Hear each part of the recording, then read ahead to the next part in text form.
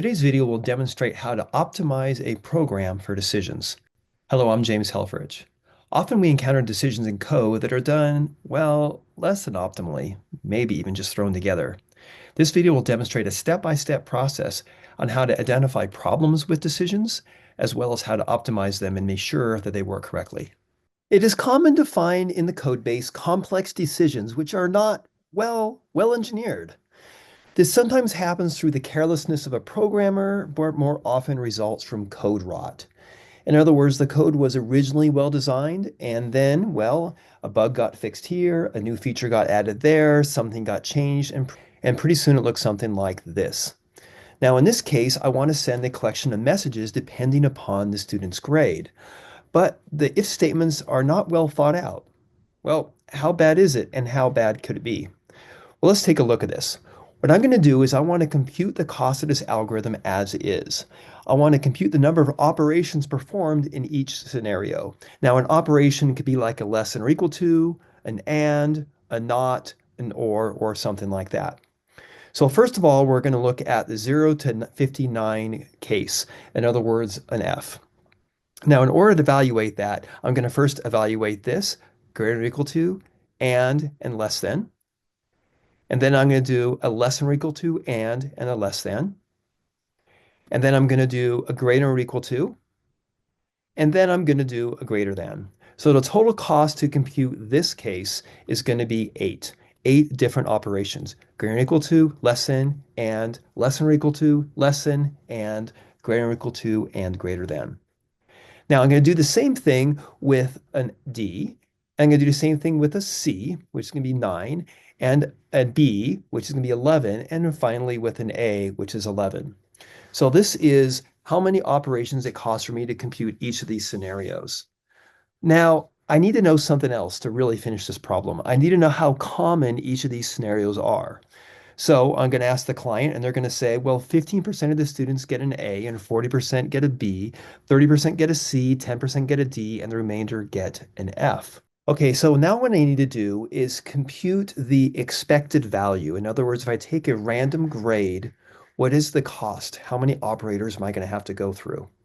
Now I'm going to do this by taking the cost of each of the test cases, like 8 for the F, and multiply it by the frequency, and then add them all together. So in other words, 5% times 8 plus 10% times 9 plus 30% times 9 plus 40% times 11 plus 15% times 11. And that's going to give us 10.105. In other words, with a random grade, I'm going to probably go through 10.05 operators to compute the answer. Now, that number by itself doesn't really tell me anything. So what I'm going to need to do is see if I can improve the design, if I can bring that number down so I can compute the same thing with less work. My next step is to simplify the Boolean expressions without changing the structure of the algorithm. In other words, there must be exactly 3 if statements and the same else statements in the same order as this code. And let's see if we can do that. So now I'm going to take a look at this 80 less than or equal to grade, and grade is less than 100. But that's a little redundant. So I could just take out the grade less than 100 because if it's less than or equal to 80, for sure it's less than or equal to 100. So I can simplify that one. And now I'm going to take this not grade is less than 90. Well, I can also say grade is greater than or equal to 90 by using one of my Boolean algebra identities. So just with those 2 changes here, my code becomes a bit simpler. And now let's recompute my values. And now my cost is 67788. And when I multiply the whole thing out, I'm going to get 7.5. In other words, I'm going to be 2 operations faster than I was before, just with such a little change. That's a huge improvement. Okay, maybe we can do better. Now I want to refactor the design taking into account the frequency of each of the conditions. So I'm going to take each of my cases and my frequencies, and I'm going to try to see the right order to make decisions in. Now I'm going to notice that 55% of all cases are going to be a B or an A, and that leaves 45 is going to be D, C, or F. And so, therefore, my very first decision should be whether I'm greater or equal to 80 or less than or equal to 80, and that will divide those 2 cases. Well, let's go with the greater or equal to 80 bit here. Now I'm going to have 40% are going to be a B and 15% will be an A. So I'll make a decision on that. And don't forget, I got to add the bonus on it. Next, I'm going to take a look at the F, the D, and the C case. And well, 30% are going to be a C, and 15% will be a combination of the D and the F. So clearly I want to distinguish the C from the other two. So I'm going to say if greater or equal to 70, then I'm a C. And otherwise, I'm going to have to make another decision, and that's my final decision, whether I'm an F or a D. And I'll bring that all together to the end. Okay, I think this is going to be a little bit more efficient in that I will ask less questions. Let's see if we can optimize this code here.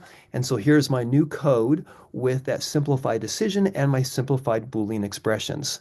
Now, the question is, that was a lot of work. The question is this really going to be any better? Well, let's find out here.